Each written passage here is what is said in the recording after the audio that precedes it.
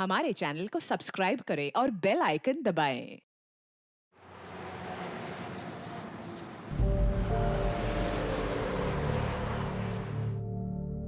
ध्वनि, बेटा क्या तुम दिन भर फोन पर लगी रहती हो? आंखें खराब हो जाएंगी ना। पापा बस ये लास्ट लेवल।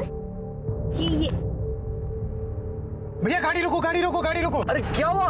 अरे भैया रोको ना, बताता हूँ।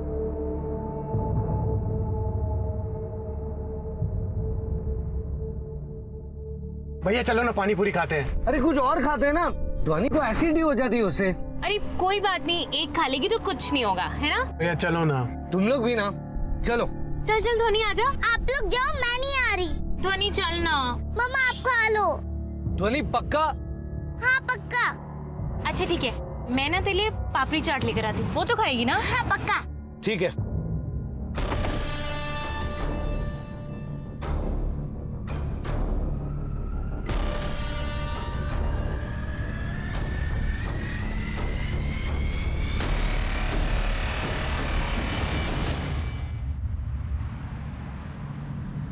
दो भैया, अच्छा था यार। कुछ भी कहो, पानी पूरी खा के मजा तो आ गया। हाँ? बिल्कुल भैया। ये भी बहुत पसंद आएगा ध्वनि को। हाँ, ध्वनि को अच्छा लगेगा। ध्वनि, ध्वनि कहाँ गई? ध्वनि, ध्वनि, हाँ वो आप पूछो। भाई साहब, एक वो छोटी सी बच्ची थी गाड़ी में, देखा आपने?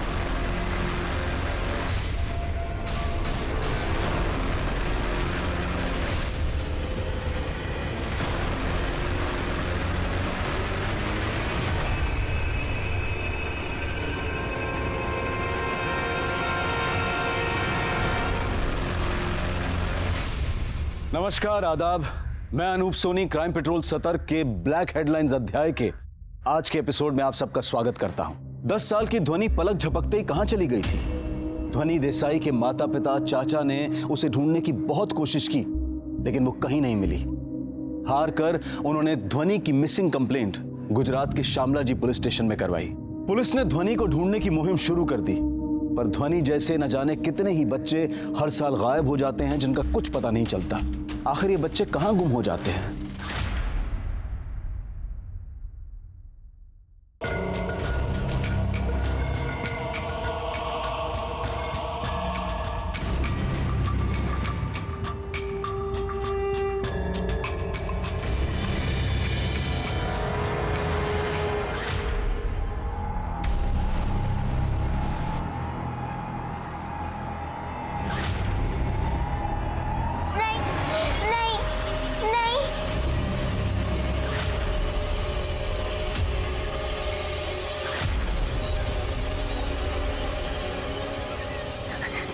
छोड़ो मुझे, मुझे मम्मी पापा के पास जाना, मुझे घर जाना। छोड़ो मुझे, नहीं छोड़ो मुझे, प्लीज मुझे घर जा दो, प्लीज मुझे घर जा दो। लेकिन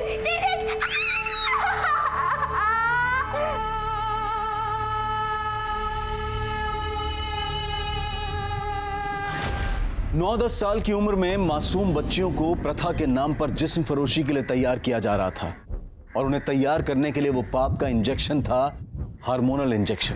वो हार्मोनल इंजेक्शंस जो गाय भैंसों से ज्यादा दूध निकालने के लिए या फिर फलों और सब्जियों को अननेचुरल तरीके से विकसित करने के लिए इस्तेमाल किया जाता है। इन इंजेक्शंस के बार बार इस्तेमाल से ये मासूम नाबालिग बच्चियां जवान लड़कियों जैसी दिखने लगती हैं, और फिर कच्ची उम्र में इन्हें देह व्यापार में धकेल दिया जाता है। खेलने कूदने और पढ़ने लिखने की उम्र, छोटे छोटे सपने संजोने की उम्र, हर फिक्र को मिट्टी के खिलौनों में भुला देने की उम्र में इनका जीवन एक दर्द भरा हादसा बनकर रह जाता है। कहां थी ध्वनि? और ध्वनि के अलावा वो बाकी 2 लड़कियां कौन थी? क्या थी उनकी कहानी?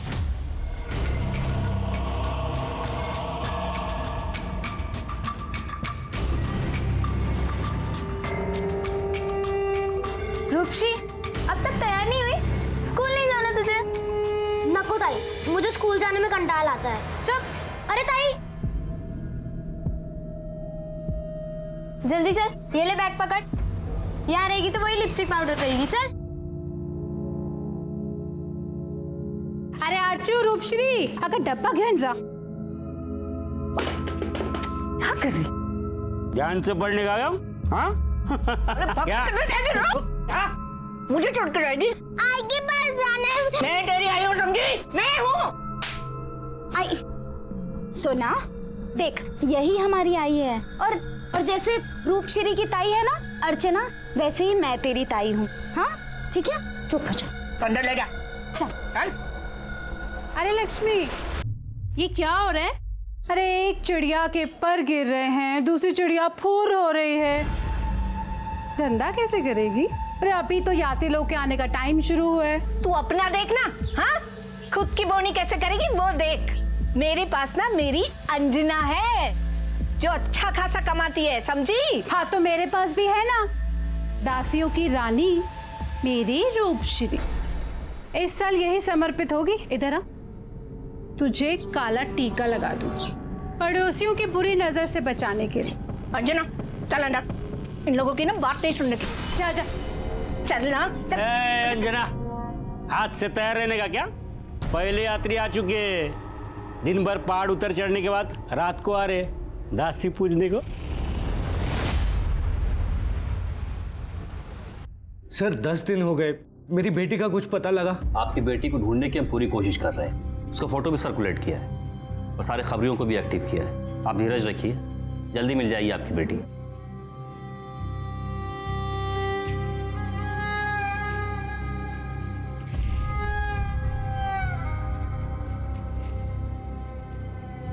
पता नहीं किस साल में होगी, कैसी होगी मेरी ध्वनि। आई शपथ सारिका, ये लड़की तो एकदम स्पेशल है। तेरा भाग्य खोल देगी, जो भाग्य उगड़ेल। हाँ आजा आजा, तेरे को तेरे किस्मत का इंजेक्शन लगा दूं, आजा। हाँ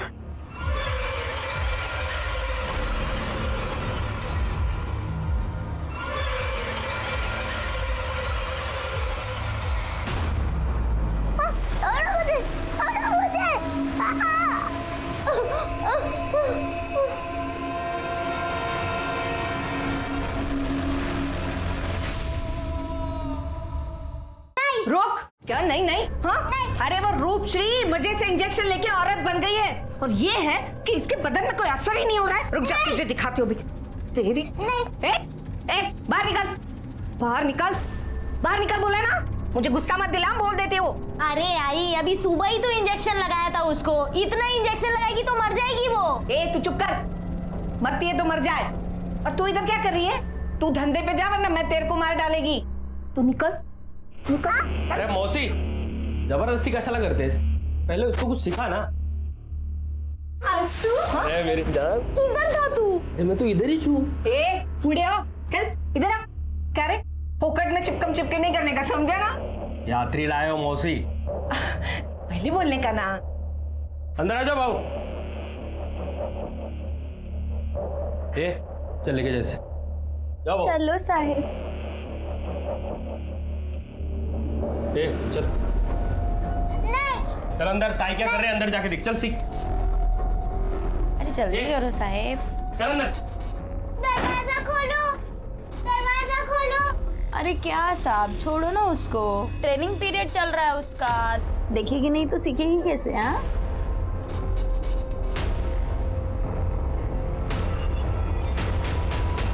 आजा मेरी राजकुमारी, आजा ध्यान से। हाँ अरे साहिब, अरे सुनो सुनो सुनो, अरे देखो हमारी राजकुमारी तैयार है। देखो देखो, ये देखो, है ना एकदम झक्कस। हाँ, दासी भोग लगाने को तैयार है।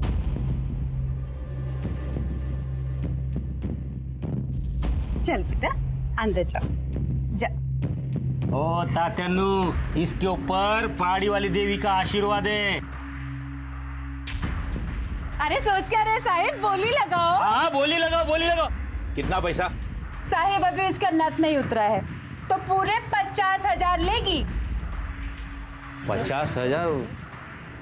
अरे 50,000 कुछ है? हाँ, इसके लिए बहुत कम है। और क्या? अरे कौन कौन लगा रहा है? हाँ। अरे भाऊ, हम यात्री है, सेठ जी नहीं है, कुछ समझ के बोलो। हाँ तो फिर मैं भी इंतजार करेगी। अरे कोई नसीब वाला होगा जो मेरी राजकुमारी की नत उतारेगा। हाँ, इतना पैसा नहीं है हमारे पास। नहीं है ना तो फिर निकलो यहाँ से। मैं अपनी दासी फोकट में नहीं दूंगी। अच्छा उसको छोड़ो, वो जो अंदर बैठी है ना उसका बोलो। अरे वो दासी नहीं है, रूपश्री चाहिए तो रोकड़ा लेके आना वरना निकल यहाँ से। आया बड़ा राम बोलो, चल निकल।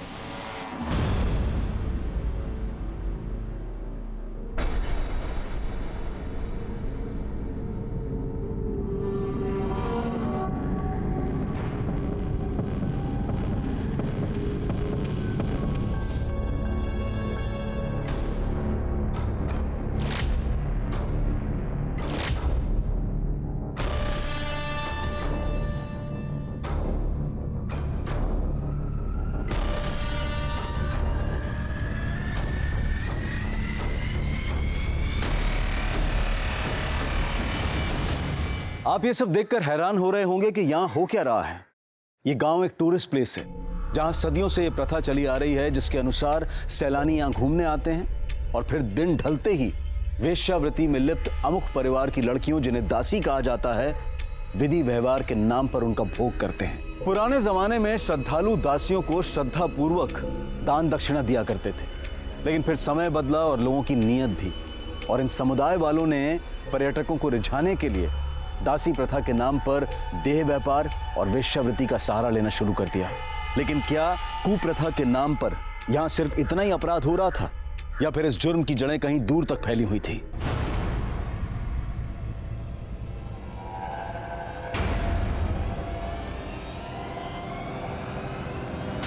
अरे बेटा उठ उठ।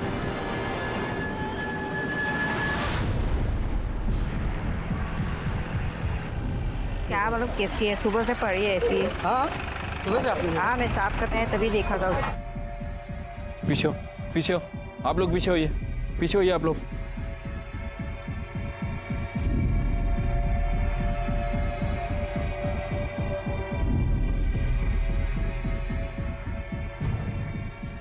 सबसे पहले किसने देखा? सब मैंने देखा। ये लड़की यहाँ की नहीं लगती है, मैंने सबसे पूछा लेकिन कोई इसे नहीं पहचानता। बच्ची की शक्ल से तो लग रहा है किसी अच्छे घर की है, और ये पास में बस स्टॉप भी है। कोल्हापुर की बस जाती है यहाँ से। मुझे ऐसा लगता है सिर के कातिल ने इसको मार के यहाँ फेंक दिया और बस से निकल गया। वैसे सर इस लड़की से मिलती जुलती कोई भी मिसिंग कंप्लेंट हमारे पुलिस स्टेशन में नहीं है। हो सकता है किसी और पुलिस स्टेशन में हो, पता करता हूँ। ये देख रहे हो, इसको किसी ने इंजेक्शन दिया है। एक काम करो, बॉडी का पंचनामा करो, पोस्टमार्टम के लिए भेज दो। चिरके सीसीटीवी फुटेज कलेक्ट करो, आसपास भी देखो कहीं सीसीटीवी है क्या।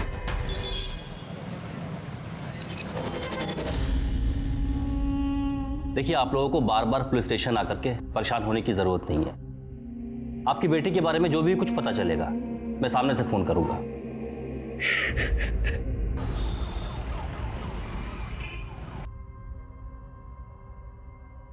ये देखिए सर, ये लड़का बच्ची को गोद में लेकर जा रहा है, और यहाँ देखिए ये बच्ची अपने आप लुढ़क गई। मतलब सर ये बच्ची पहले से ही मर चुकी थी। जूम करो, ये फुटेज का टाइम क्या है? रात 10:30 बजे का सर। ये दूसरे सीसीटीवी कैमरे की फुटेज है। इस फुटेज में ये लड़का इस बस में बैठता हुआ नजर आ रहा है। और ये बस कोल्हापुर जा रही है ना? Right sir. चिरके एक काम करो, कोल्हापुर पुलिस से कांटेक्ट करो, ये सीसीटीवी फुटेज उनको शेयर करो।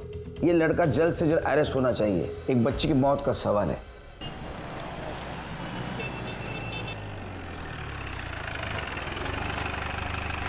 सर कोल्हापुर से उस लड़के का कुछ पता चला? अभी तक तो नहीं सर। आसपास के इलाके में बच्ची के बारे में पूछताछ भी की है, लेकिन कोई बच्ची को नहीं जानता। एक काम करो शिरके, उसका फोटोग्राफ आसपास के पुलिस स्टेशन में सर्कुलेट कर दिया। यस सर, लेकिन उस बच्ची की डिटेल से मिलती जुलती मिसिंग कंप्लेंट कहीं भी फाइल नहीं हुई है। फिर भी ये लड़की आसपास के डिस्ट्रिक्ट की होगी। एक काम करो, महाराष्ट्र पुलिस के वेबसाइट पे जा और मिसिंग सेक्शन में इसका प्रोफाइलिंग करो। सर ये रही पोस्टमार्टम रिपोर्ट बच्ची की। 10 साल की लड़की के साथ रेप हुआ? सर मैं पोस्टमार्टम करने वाले डॉक्टर के साथ ही थी। उनका कहना है कि बच्ची के साथ एक बार नहीं कई बार रेप हुआ है और इंटरवल में हुआ है। और ये क्या है? जानवरों को दिए जाने वाले इंजेक्शन उसको दिए गए थे, ऑक्सीटॉक्सिन। Yes sir. और इतना ही नहीं, मौत की वजह रेप का ट्रॉमा, ब्लड लॉस और इंजेक्शन का ओवरडोज है। सर रिपोर्ट में यह भी मेंशन है कि उसकी मौत रात 9:30 से 12:30 बजे के बीच में हुई और बच्ची की बॉडी हमें नेक्स्ट डे मिली। मतलब उस लड़के ने उस बच्ची को जब दुकान के पीछे छोड़ा शायद वो मर चुकी थी सर। लेकिन शिरके, जानवरों वाला हार्मोनल इंजेक्शन इस लड़के को किसने और क्यों दिया होगा? सर मुझे लगता है कि मामला दासी प्रथा वाली बस्ती से कनेक्टेड है।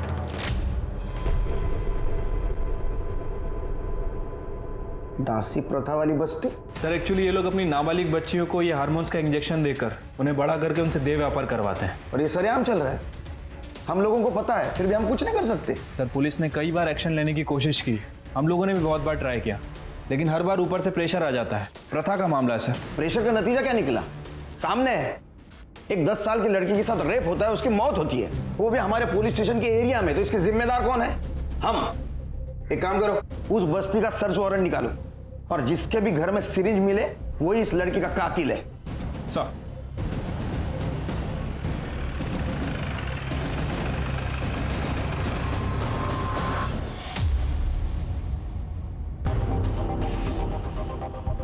कौन कौन से घर है? सर इस गली में 2 घर हैं और घर के बाहर गुड़िया लटकी हुई है। निशानी है उस घर में देह व्यापार की, और एक घर पिछले वाली गली में। ये देखिए, एक तो ये है और एक ये है, खड़े भी हैं लोग। ये दोनों घर तपासा। चलो। क्या नाटक है?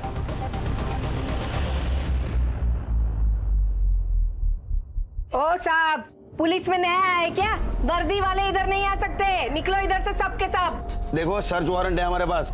वारंट क्या होता है हमको नहीं मालूम, चलो निकलो। हमको सब कुछ पता है यहाँ क्या चलता है। दकियानुसी प्रथा के आड़ में तुम लोग देह व्यापार करते हो ना यहाँ। चलो बरा घुसा। बाहर की महिला हमारे घर में नहीं आ सकती, हमारी कुल देवी रोस्ट हो जाएगी। निकलो इधर से। क्या दिमाग को साटे यार? छूना नहीं। हेमा काकू को फोन लगा जल्दी। चल पीछे, हाथ पीछे, हाथ पीछे, हाथ मत को लगाने का बोला ना। अरे ये सच भी चलो। बाजो, हमारी बस्ती में घुसने की हिम्मत कैसे की तुम लोगों ने? ये क्या नाटक है? हाँ? ये नाटक वाटक कुछ नहीं बोलने का, सीधा निकल चलने का। चलो निकलो। हमारे पास सर्च वारंट है, हमको सर्च करने दो। ये क्या होता है रे? तुम लोग को मालूम है क्या बोल रहे हैं? हमको ऐसा कुछ भी मालूम नहीं, निकलने का। चलो हमको जाने दो, अंदर तलाशी लेने दो। साहब एक बार नहीं बोला ना, समझता नहीं है। देखो अगर तुम लोग नहीं गया ना तो मैं रॉकेट डाल के जला के लेगी। हाँ कोई नाटक मत करो ये। अरे क्या कर? अरे उसको रोको। अरे साहब आप लोग जाओ ना। अरे क्यों रुका है? ये ले हम मचीज ले, जला डाल, खुद को जला डाल। अरे समझो उनको। सर चलते हैं, यहाँ से मामला बिगड़ जाएगा, बाद में देख लेंगे। ऐसे समुदाय किसी आपराधिक ग्रुप से कम नहीं होते। इन्हें पता होता है कि पुलिस ऑफिसर जब ड्यूटी पर होता है, वर्दी में होता है, तो उस पर कई किस्म की बंदिशें होती हैं जिसका ये लोग भरपूर फायदा उठाते हैं। लेकिन पुलिस के पास भी ऐसे लोगों से निपटने के अपने तरीके होते हैं, और जब सीधी उंगली से घी नहीं निकलता तो पुलिस कई बार अनऑफिशियल तरीके भी अपनाती है, वो भी बिना वर्दी के। और तब बड़े से बड़ा बदमाश भी ये समझ जाता है कि अब उसकी खैर नहीं। और वो बस्ती वाले भी जानते थे कि पुलिस वर्दी उतार कर जब आती है तो वो किसी की नहीं होती। इस बच्ची को देखा है? नहीं साहब, ये अपने इधर की नहीं है। और इसे? नहीं साहब। जानते भी तो तुम नहीं बताते, तुमसे यही उम्मीद थी।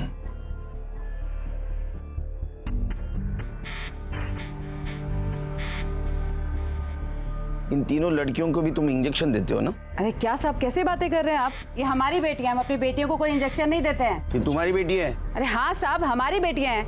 इनका रंग रूप तो अलग है तुम्हारे से। अरे साहब इनके बाप लोग किधर किधर के यात्री रहते हैं, हमें कैसे मालूम? तुम दिन गिनना शुरू कर दो, ये तुम्हारी कुप्रथा में बंद करके रहूंगा। चलो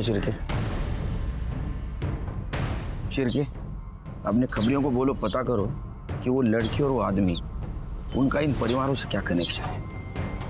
पुलिस के लिए इस लड़की की पहचान बेहद जरूरी थी और सबसे बड़ा सवाल यह था कि ये लड़की श्यामल जी गुजरात से कुंदवाड़ महाराष्ट्र तक कैसे पहुंची और इस मासूम बच्ची का कातिल कौन था।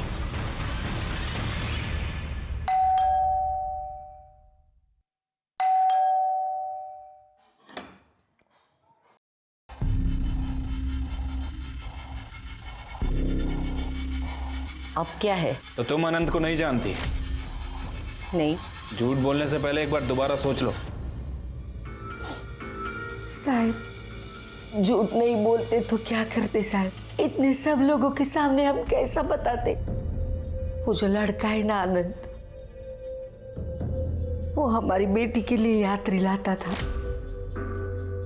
और हमारी बेटी को लेके ही भाग गया। वो लड़का हत्यारा है, रेपिस्ट है। अगर भैया हमारी बेटी का कैसा होगा अभी? अरे देवा, कहाँ रहता है? कुछ तो ठिकाना पता होगा ना उसका। नहीं ना साहब, अब ऐसे लोगों का कोई ठिकाना होता है क्या? इस बच्ची का फोटो देखो, कभी आया था वो इस बच्ची के साथ यहाँ पर? नहीं साहब, ये बच्ची को तो हमने कभी भी नहीं देखा और ना आनंद के साथ देखा। हम तो वैसे ही परेशान है अपनी बेटी के लिए। अगर तो रडून काय उपयोग होणार आहे का? हाँ, काय होणार आहे?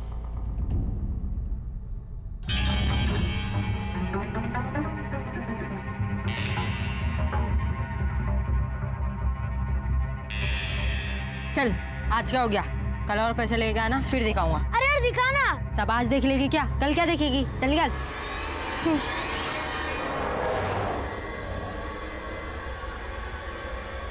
सोना को भी दिखाना ये। मुझे क्या मिलेगा?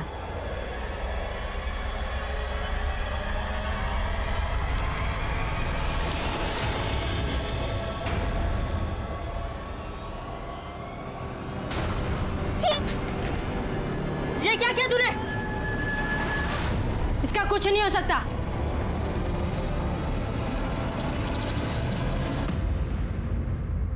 हाँ मात्रे, ठीक है, मैं कांस्टेबल भेज रहा हूँ, आप उसे हैंड ओवर कर दीजिए। ओके, मैं चेक कर लेता हूँ।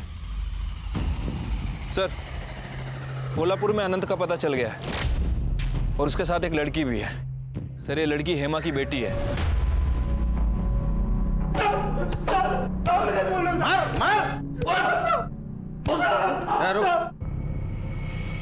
बोल बोल।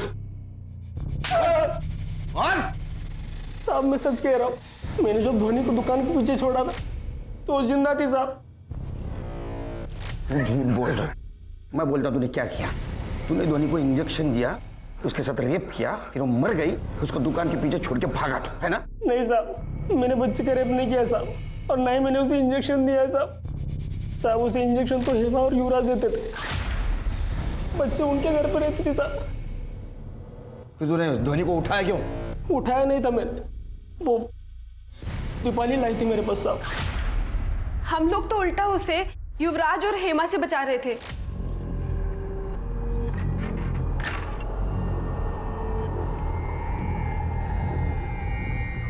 प्लीज दीदी मुझे जाने दो,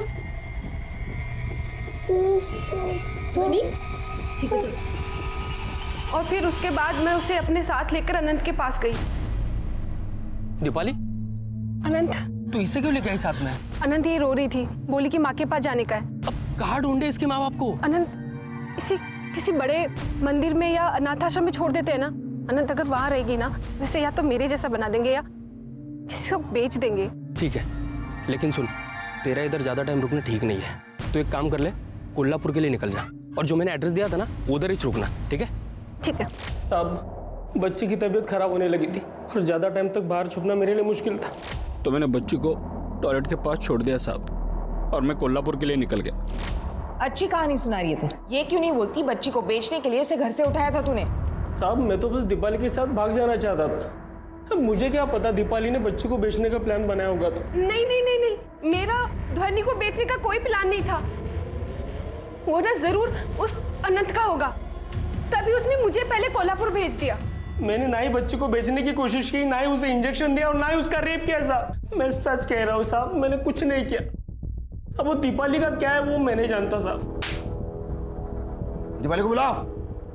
क्या बोला तुमने? हाँ? क्या बोला कि मैंने ध्वनि को भगाया क्योंकि मुझे उसे बेचना था? तूने क्या किया? तूने इसका एक करके इसको मार दिया। ये मैंने कुछ नहीं किया। इसके माँ बाप को बुलाओ, हेमा और युवराज को, सब सच्चाई का पता चल जाएगा। वो मेरे माँ बाप नहीं है। मतलब? उन्होंने मुझे 10 साल की उम्र में खरीदा था, जैसे ध्वनि को खरीदा। वो सिर्फ दुनिया के सामने मेरे माँ बाप होने का नाटक करते हैं। किससे खरीदा था? साहब ये तो हेमा और युवराज जी आपको बता सकते हैं। साहब माफ कीजिए साहब, हमने झूठ बोला आपसे। वो क्या है ना, यात्रियों के टाइम पे अगर देवदासियों के घर से बलात्कार या मौत हो गई, ये बात अच्छी नहीं है, फिर हमारे धंधे पे उसका असर पड़ता है साहब। ध्वनि को कहाँ से लाया सर? तब हमने गोद लिया था ना उसको, हमारे पास कागज है। हाँ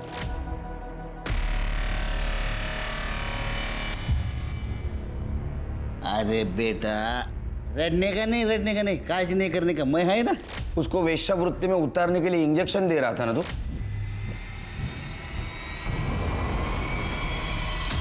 नहीं साहब, कौन बोला? क्या सबूत क्या आपके पास? हमने इंजेक्शन दिया है करके।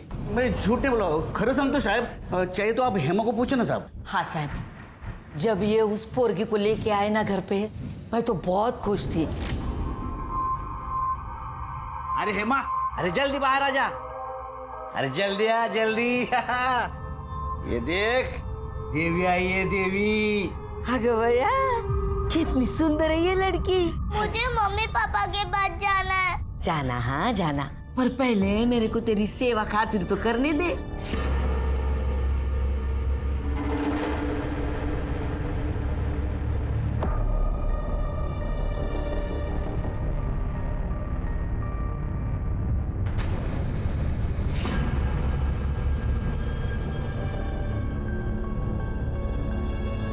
थोड़ी देर के बाद मैं उसको नहलाने को लेके गई, उसके ऊपर पानी डाला और देखा तो मेरे को धक्का लगा साहब।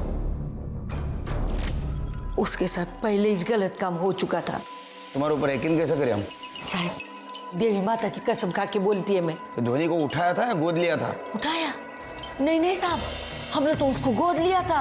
हाँ साहब। किससे? वो बताओ, मैं तो लड़की के किडनैपिंग के चार्ज में अंदर कर दूंगा। बताओ। साहब, उसके बाप से।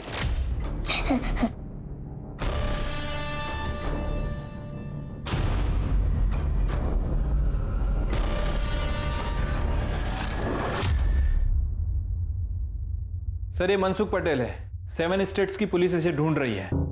सर पेशे से ह्यूमन ट्रैफिकिंग, चाइल्ड ट्रैफिकिंग, इन्हीं सब चीजों में इन्वॉल्व है।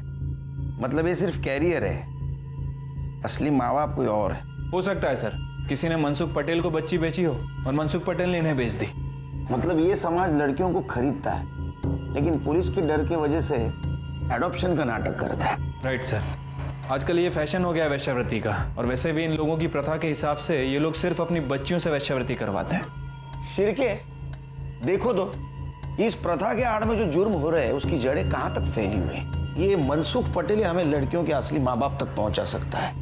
एक काम करो, स्टेट पुलिस को कांटेक्ट करो और अपने खबरों को एक्टिवेट कर दो। ये मनसुख पटेल जहाँ भी होगा ना, उसको उठाओ। सर ये ध्वनि देसाई नाम से तो गुजराती लगती है, और मुंबई में बहुत सारे गुजराती रहते हैं। मैं काम करता हूँ, मुंबई पुलिस से कांटेक्ट करता हूँ। गुजरात पुलिस को भी करो। जी सर, इस दीपाली और आनंद का क्या करना है? जब तक ये केस सॉल्व नहीं होता उनको क्लीन चिट नहीं दे सकते हम। हेलो, मैं सब इंस्पेक्टर देवन पटेल, शामाजी पुलिस स्टेशन गुजरात से बोल रहा हूँ। आपने जिस बच्ची की फोटो शेयर की थी, उसकी मिसिंग कंप्लेंट हमारे पुलिस स्टेशन में पिछले 15 दिन पहले उसके माँ बाप और उसके चाचा ने दर्ज करवाई थी। ठीक है, आप कुरुंदवार आके बच्ची की बॉडी कलेक्ट कर लीजिए। ओके।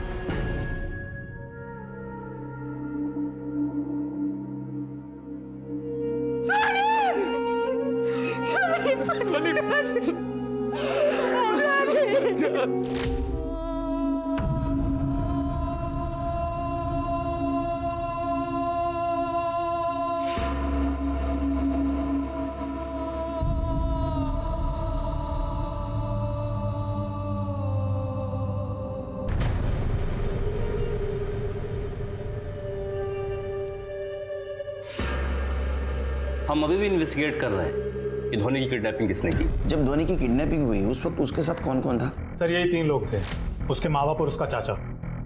किसी को कुछ पता नहीं चला, कोई शोर नहीं हुआ। सीसीटीवी में कुछ मिला? नहीं सर, वहां पर कोई सीसीटीवी कैमरा नहीं है और जो है वो चालू नहीं। किडनैपिंग के वक्त कोई शोर नहीं, कुछ नहीं, इसका मतलब धोनी किसी जान पहचान वाले के साथ ही निकली है। या फिर उनका ध्यान खाने पीने में लगा होगा और किसी बाहर वाले ने किडनैप कर लिया हो। भैया चलो ना पानी पूरी खाते हैं। तुम लोग भी ना चलो। चल चल धोनी आ जा। आप लोग जाओ, मैं नहीं आ रही।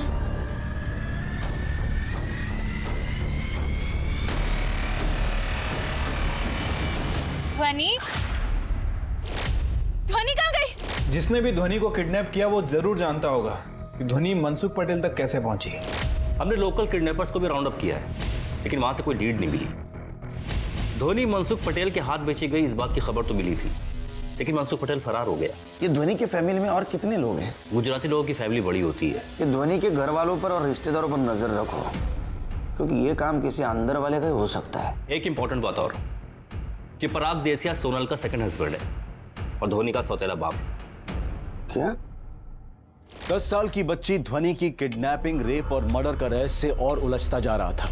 क्या वाकई पराग ने एक अच्छे पिता बनने का दिखावा किया और बेटी को बेच दिया? उन्हें अपनी बच्ची का मृत शरीर तो मिल गया, लेकिन ये नहीं पता चल पाया कि गुजरात के शामला जी में ध्वनि की किडनैपिंग किसने की और वो तस्कर मनसुख पटेल तक कैसे पहुंची। महाराष्ट्र पुलिस बहुत जोर शोर से मनसुख पटेल की तलाश में लग चुकी थी। इन मासूमों को दलदल में धकेलने की सजा उसे जरूर मिलनी थी, लेकिन कुरुंदवाड़ में कुप्रथा के नाम पर जिस्म फरोशी के कारोबार में कोई रुकावट नहीं आई। और फिर अचानक इस समुदाय के इर्द गिर्द एक ऐसी घटना घटी कि पुलिस सख्ते में आ गई और ये केस ब्लैक हेडलाइंस बनकर सुर्खियों में छा गया।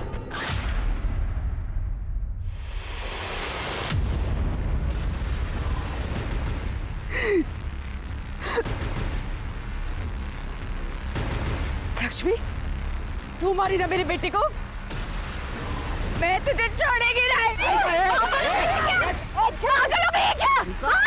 तेरी बेटी को नहीं सलमान ने मारा होगा। तारिका क्या करी तू? एक तो तेरे पैसे लेगी, ऊपर से तेरी बेटी को भी मार डाला। इनका वेट लगेगा तुला। तुम्हारी मेरी बेटी को तुम्हारेगी तेरी बेटी पे छोड़ेगी नहीं तुझे, छोड़ेगी नहीं। क्या चल रहा है? क्या चल रहा है? सब इन लोगों ने मेरी बेटी को मार डाला साहब। किसने मारा? सब ये लक्ष्मी साहब और ये हेमा और ये युवराज साहब, इन तीनों ने मिलकर मेरी बच्ची को मार डाला साहब।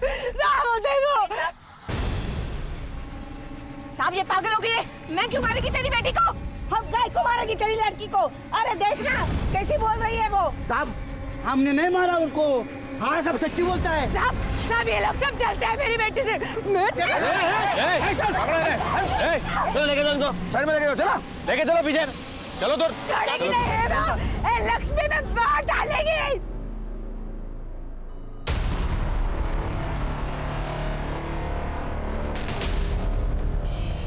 सर इसकी हालत देखकर तो लग रहा है कि किसी पत्थर से इसके सर पे वार किया गया।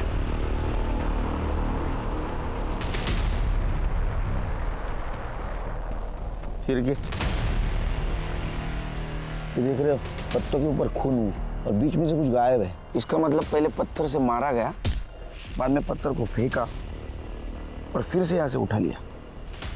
सर हो सकता है कि पत्थर कहीं आसपास ही फेंका हो, ढूंढने की कोशिश करते हैं। बॉडी का पंचनामा करो, पोस्टमार्टम के लिए भेज दो और इन सबसे अलग अलग पूछताछ करते हैं। ठीक है सर। साहब ये लक्ष्मी और ये हेमा, ये मेरी बेटी को खरीदना चाहती थी साहब, पर मैं बेचना नहीं चाहती थी साहब, बिल्कुल बेचना नहीं चाहती थी। इन दोनों के मन में खोट आ गया और मार दिया मेरी बेटी को। साहब हम काहे को मारेंगे रूपश्री को? हाँ हमने तो सारिका को 1.5 लाख रुपया दिया था रूपश्री को खरीदने के वास्ते। सारिका ने खुद ही मारा है उसको और अभी नाटक कर रहे लिए। आओ बोले ना। नहीं तो क्या हमारे पे पुक्कड़ का इल्जाम क्यों लेता है? मेरे को सच्ची लगता है हेमा ने खून किया होगा। अभी वो अपने 1.5 लाख रुपए मांगेगी और फिर नवी लड़की लाएगी, सारा टेंशन ही खत्म। गुनहगार तो सब है, इनसे तो बाद में निपट लेंगे। सबसे पहले ये पता करो कि रूपश्री का मर्डर किसने और क्यों किया, और ध्वनि के मर्डर से उसका कुछ कनेक्शन है क्या? सर मैं सभी स्टेट की पुलिस के टच में हूँ। अभी तक इस मनसुख का कुछ पता नहीं चला। सर एक बार इस मनसुख पटेल का पता चल जाए तो ध्वनि की किडनैपिंग, मर्डर और रेप ये केस आसानी से सॉल्व हो जाएगा। ये सारिका को और एक बेटी थी ना? हाँ सर, अर्चना नाम है उसका। अर्चना? ये अर्चना रूपश्री से बड़ी थी, तो फिर अर्चना को खरीदने की बात किसी ने क्यों नहीं की? रूपश्री से जैसा देह व्यापार करवाते थे वैसा अर्चना से क्यों नहीं करवाया? सोचने वाली बात है सर। एक काम करो, रूपश्री का पोस्टमार्टम जिस डॉक्टर ने किया उससे बोलो उसकी एज भी आइडेंटिफाई करें, और ये जो दो परिवार है इनमें की लड़कियों से बातचीत करो, शायद रूपश्री मर्डर के बारे में कुछ जानते होंगे। Right sir. बॉडी को पोस्टमार्टम के लिए भेज दो और तीनों लड़कियों को मेडिकल के लिए जाओ। ठीक है सर।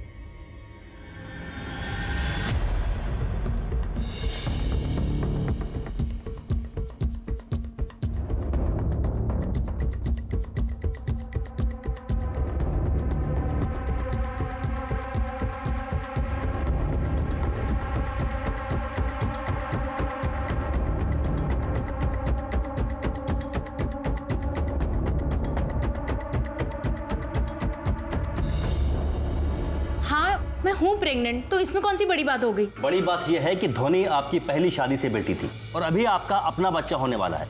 हो सकता है कि आपके हस्बैंड की सोच में कोई बदलाव आ गया हो, या अब उन्हें ध्वनि एक प्रॉब्लम सी नजर आने लगी हो। साहब अगर मुझे ध्वनि से कोई प्रॉब्लम होती तो शादी से पहले होती, लेकिन मैंने तो शादी के बाद भी ध्वनि को अपनी दिक्री के रूप में स्वीकार किया है साहब। और हर रिश्ता खून का नहीं होता है, कुछ मन का भी होता है। फिर ऐसा कैसे हो सकता है कि सरेआम ध्वनि गायब हो गई आप तीनों के सामने और आप तीनों को कुछ खबर नहीं हुई? मुझे तो लगता है कि आप दोनों भी इस किडनैपिंग में शामिल हैं।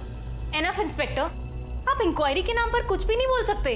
आपको चाहे जितना भी बुरा लगे, लेकिन जब तक मैं सच नहीं ढूंढ लूंगा आपको बार बार पुलिस स्टेशन बुलाता रहूंगा। सर बार बार पूछने से मेरा बयान नहीं बदलेगा। मैंने ना ही भैया और ना ही भाभी की हेल्प की है। सर मैं दोनों के साथ पानी पूरी खा रहा था। मैं कैसे ध्वनि का किडनैप करूंगा या करवाऊंगा? सर रूपश्री की पीएम रिपोर्ट। ये रूपश्री को भी हार्मोनल इंजेक्शन दिया गया था, ऑक्सीटॉक्सिन, और इसकी उम्र भी ध्वनि की तरह 10 साल की थी।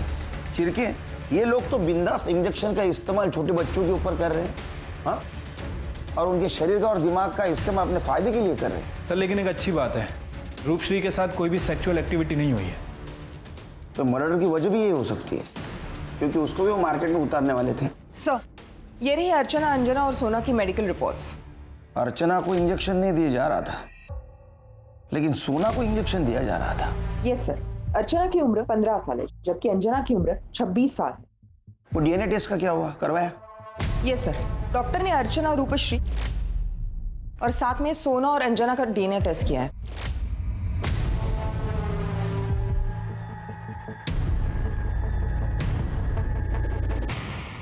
ये देखो मेडिकल रिपोर्ट। तुम लोग बिंदास हार्मोनल इंजेक्शन का इस्तेमाल करते थे ना? ध्वनि, रूपश्री और अब सोना, इन सबके बॉडी में हार्मोनल इंजेक्शन के सिम्टम्स मिले। ये तीनों नाबालिग लड़कियां थी। ध्वनि 10 साल की, रूपश्री 10 साल की और सोना 9 साल की है। इंजेक्शन देते थे ना? हाँ?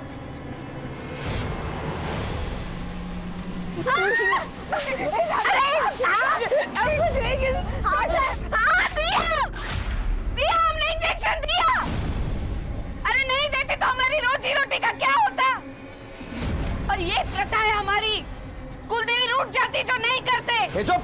कुलदेवी तुम्हारे कान में आके बोलती थी क्या? दूसरों के बच्चों का इस्तेमाल करो, अपने बच्चों को बचा के रखो। साहब ये क्या कह रहे हैं आप साहब? जो सुन रही हो, देखो झूठ बोलने से कुछ फायदा नहीं अभी, समझी? मेरे पास मेडिकल रिपोर्ट है। रूपश्री तुम्हारी बच्ची नहीं थी। अंजना और सोना ये दोनों बहनें नहीं थी। अर्चना तुम्हारी बच्ची थी और उसको तुमने वेश्यावृत्ति में नहीं डाला। हाँ साहब, क्योंकि मैं नहीं चाहती थी कि वो मेरी तरह इस नजर में रहे। मैं उसकी शादी कराना चाहती थी और चाहती थी कि वो दूसरे गांव में चली जाए, इसीलिए दूर रखा उसको इस सब चीजों से। और रूपश्री को मार दिया? नहीं साहब, मैंने रूपश्री को नहीं मारा साहब। वो मेरी बच्ची थी साहब। अर्चू और रूपश्री को बराबर प्यार देती थी साहब। ये हेमा और ये लक्ष्मी, ये दोनों जलती थी साहब मेरी बच्ची से। चुप क्या? हो गया तेरा गाना चालू वापस से। और कुलदेवी ना मेरे को जला डाले जो मैंने तेरी बेटी को मारा है तो। चुप बैठ। क्या सच है क्या झूठ है सब पता चल जाएगा, समझा ना? तुम सब गुनहगार हो। बच्चों की खरीदारी उनको हार्मोनल इंजेक्शन देना और उनसे वेश्यावृत्ति करवाना, ये सब चार्ज लगेगी तुम पे। रॉकेल का डिब्बा लाके दूं? चलाओगी अभी? चल लेके जाओ इनको सब। आखिरकार पुलिस ने प्रथा की आड़ में जिस्म फरोशी करने वाले इस समुदाय को गिरफ्तार कर लिया, लेकिन पुलिस के पास अब भी कई लक्ष्य थे। पहला, अंजना, सोना और रूपश्री जैसी लड़कियों की पहचान करना, वो कौन थी, कहां से आई थी, उन्हें उनके परिवार तक पहुंचाना। और दूसरा, इन हार्मोनल इंजेक्शंस को बंद करवाना, जिससे प्रथा के नाम पर यह बाल वेश्यावृत्ति खत्म की जा सके।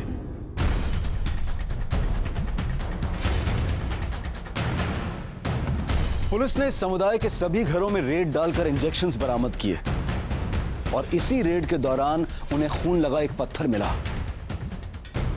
सर, अंदर ये पत्थर मिला है, खून लगा हुआ है सर इसमें। सिरके, फॉरेंसिक को भेज दो इसको और आधार कार्ड से फिंगरप्रिंट वेरीफाई करके देखो। सर, पत्थर पे जो ब्लड मिला था वो रूपश्री के ब्लड से मैच करता है। ये रही उसकी रिपोर्ट। पत्थर पे किसी के फिंगरप्रिंट मिले? हाँ सर, यहाँ मेंशन है।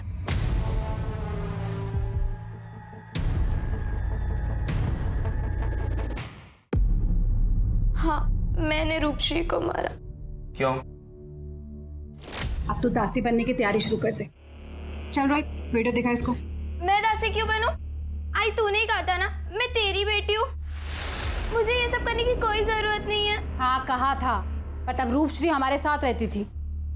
अब हम उसे हेमा काकी को बेच रहे हैं। पूरे 1.5 लाख मिलेंगे इसके। अरे सोच जरा, ये 1.5 लाख रुपए और फिर तू भी तो कमाएगी। हम लोग कितने अमीर हो जाएंगे, है ना? फिर माँ ने मुझे जबरदस्ती सागर के साथ प्रैक्टिस के लिए सुलाया। मैंने तभी सोच लिया, अगर रूपश्री नहीं बिकती तो मेरा कुछ बुरा नहीं होता। रूपश्री ने मेरी जिंदगी खराब की, मैंने उसे मार दिया। रूपश्री, कल तू जा रही है ना, तो तुझे एक गिफ्ट देना है। गिफ्ट? हाँ। ताई बताओ ना, गिफ्ट कहाँ है? ताई, ताई, ताई, ताई, ये क्या कर रहे हो ताई? ताई।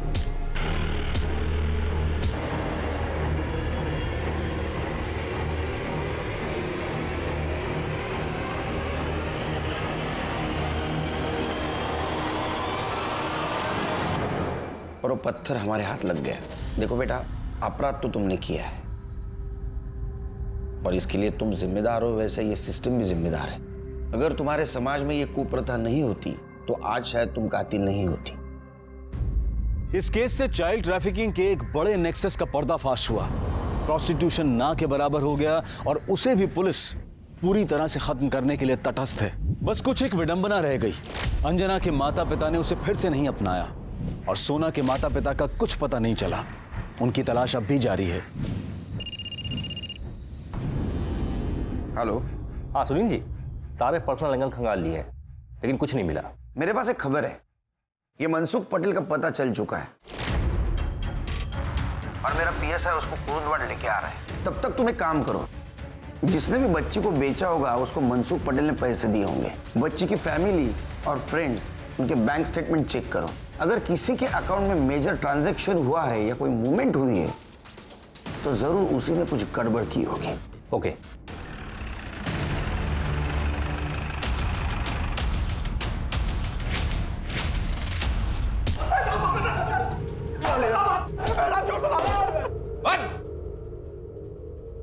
फोटो दिखा इसको। देख, जानता है इस बच्ची को? हाँ साहब, ये वही लड़की है जिसको मैंने युवराज को 1 लाख रुपए में नकली स्टाम्प पेपर बनाकर बेचा था साहब। जब मम्मी पापा के पास जाता। अरे बेटा, रड़ने का नहीं, काज नहीं करने का। मैं है ना, मैं तेरे को तेरे मम्मी पापा के पास लेके जाएगा। रेप किया था तूने इसके साथ? नहीं किया। एक सच बता दे, 31 केस है तेरे ऊपर, 31 केस। ये केस में से छूटने वाला नहीं तू, फांसी हो जाएगी तेरे को। अच्छा काम करके मर, मालूम नहीं। गलती हो गया था मुझसे। ध्वनि बहुत सुंदर थी, उसे देख के मुझसे रहा नहीं गया। मुझे मम्मी पापा के पास छोड़ो मुझे। मैंने अकेले नहीं किया, हर बार किया था। बच्ची तुम्हारे पास आई कहां से? साहब कोई 50,000 में बेच गया था मेरे को। किससे खरीदा था? नहीं मालूम साहब, मेरी जान पहचान का नहीं था साहब। मालूम नहीं? नहीं मालूम। बोलता था। आया ध्यान में आया? बच्ची का मामा गौरव।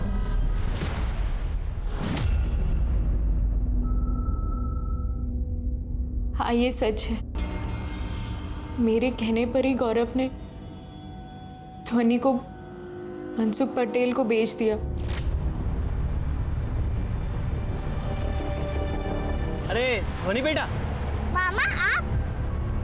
तुम लोग अहमदाबाद घूम कर आ गए? हाँ। एक काम करो, जल्दी जल्दी बाइक पे बैठ जाओ, हम घर पे जाके सबको सरप्राइज देते। हाँ, मोबाइल वहीं पे रख दो। ठीक है। आजा। फिर मैं ध्वनि को चुपके से वहां से लेकर चला गया, उसे बेहोशी का इंजेक्शन दिया और उसे लेकर मनसुख के पास चला गया। लड़की तो अच्छी है। क्यों? क्योंकि मैं नहीं चाहती थी कि मेरे पीते हुए गल की बुरी परछाई मेरे आने वाले बच्चे पर पड़े। मैंने सोचा हमेशा हमेशा के लिए अपने पास से अपना इक्वेशन तोड़ दूं, बस तोड़ दिया। नतीजा क्या निकला?